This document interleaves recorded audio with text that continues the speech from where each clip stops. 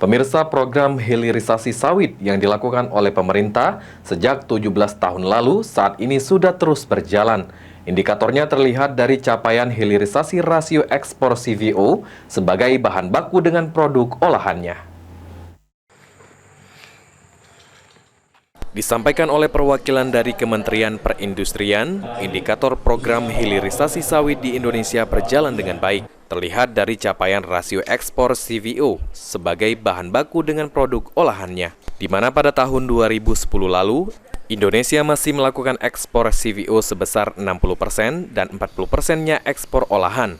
Lalu pada tahun 2023 lalu dari catatan Kementerian Perindustrian, tinggal 7% ekspor dalam bentuk CPO, sedangkan dalam bentuk ekspor olahan mencapai 93%. Selain itu juga dari catatan Kementerian Perindustrian, ada 185 jenis ragam produk hilirisasi sawit di Indonesia saat ini, yang alami peningkatan cukup drastis. Selanjutnya, Kementerian Perindustrian akan terus membangun kemandirian petani guna mendukung program hilirisasi sawit di Indonesia. Perindustrian itu adalah bagaimana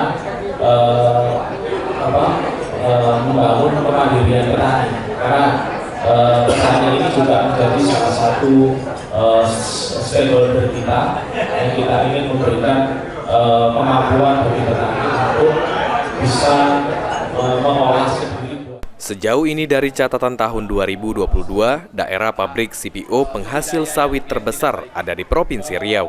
Dan untuk Sumatera Selatan menduduki peringkat ke-8 dari 10 provinsi. Firman Hidayat, PAL TV.